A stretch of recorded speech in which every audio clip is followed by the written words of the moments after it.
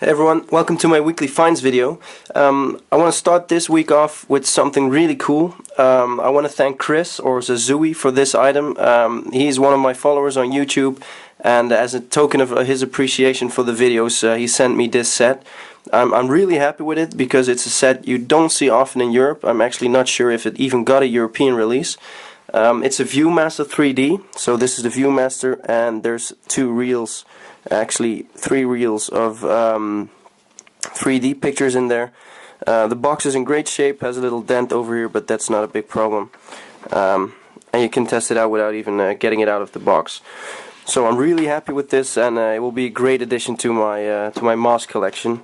So again, Chris, thank you very, very much. So I want to start this week with two other cool things that I got in. These are Nintendo Game & Watch tabletop games. So the left one's Donkey Kong Jr., as you can see, and my right one's Mario Cement Factory. And these games have a really cool mirror kind of thing, because the thing that plays the game, the screen of the game, is actually over here in the top, and the light through the screen makes it show up on the mirror over there. So let's see if I can show you guys how it looks when you play. This one has the battery thingy. Can't think of the name at the moment. Mario Cement Factory is missing that, makes it less valuable, but you can still play that if you just put in the batteries and put some tape on there or something. So this should be working now. Let's see if you can see that. Yeah, there you go. You can see the game now. It's in full color. So let's play for a short bit to show you how it works. Works perfectly. I'm actually not too sure how to play this game. Never tried this one. I don't have this. I actually do have the normal Game & Watch, but it's a bit different, I believe. So these are really cool and quite hard to find. Actually, finding these with a box still is just very, very rare, and also very expensive. Because these are not complete, I won't be keeping them probably. I will be selling them. So that's the Game & Watches for this week. Then some SNES games I got in. Mario All-Stars and Parodius, one of my favorite shoot-em-ups from that era. Really funny game. Some NES stuff. Marble Madness, Mega Man, Lolo 2, and Robocop. Then for some complete NES games, Joe and Mac Caveman Ninja, another Adventures of Bayou Billy, had this one in last week too, and Attack of the Killer Tomatoes. Quite, no, not super uncommon. It is uncommon, but it's not valuable at all. Then for the PS2, Persona 4 with the soundtrack CD in there. Harvest Moon: A Wonderful Life Special Edition. It's from my favorite 505 Game Street. I already have a copy, so this one will be on the sale pile. And then Odin Sphere, another RPG. Strange RPG, really special gameplay type from Atlas. Then another big box. Let's zoom out. Can't zoom out any further. So this is another action set in great condition. Picking these up in the Netherlands is not super hard. I have, I think, 3 or 4 in stock right now, and you see them quite often. Thing is, in some foreign countries these are really rare. That's why they're usually quite pricey on eBay. Then this came in last weekend, just after I shot my last video. This is the Buzz Hollywood press kit, and this is a prelude of what's to come. Hopefully this week, definitely next week.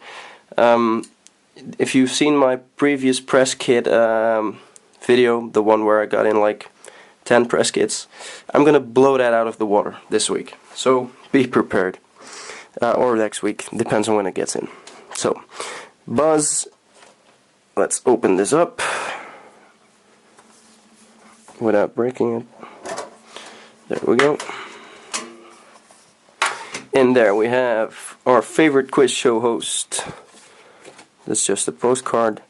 In here is a little booklet of information on the game.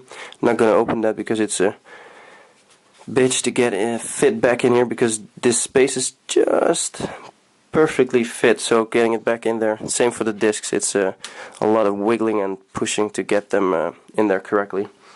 Press disc, game demo, so not even the full game. And that's it for this press kit. But it's in a really nice film can to give you the feel of the Hollywood theme of the game.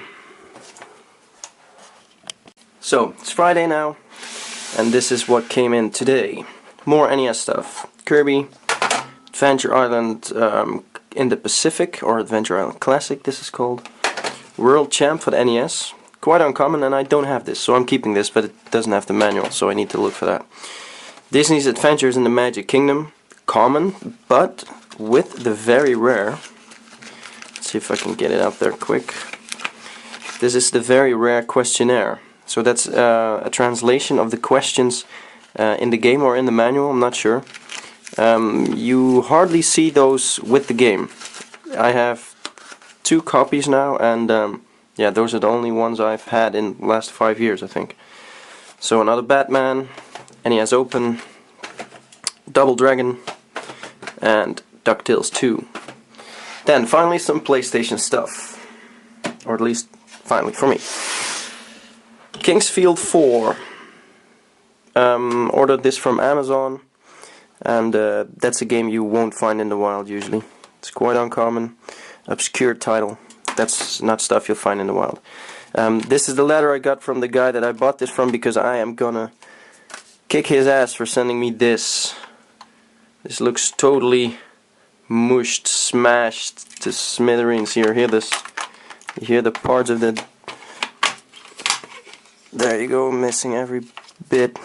Well, at least the disc is still in one piece. No, the disc is not in super bad condition, but this is all just horrible. There. I didn't pay for that. Well, it's not a big problem, it's just a box, but I'm at least gonna say something about it. Or that I just noticed this, and it's not there, so it's 100% missing. Great. So that's pretty destroyed. So back to some other stuff. Volume 3, Volume 1, and Volume 2, so the entire .hack GU series, NTSC only, for my NTSC RPG collection. These are some games I ordered for someone, also NTSC RPGs. And then the last game below here, gonna keep it a secret for just a bit. This is one of the, I think, top 5, maybe even top 3 rare PAL games for the PlayStation 1.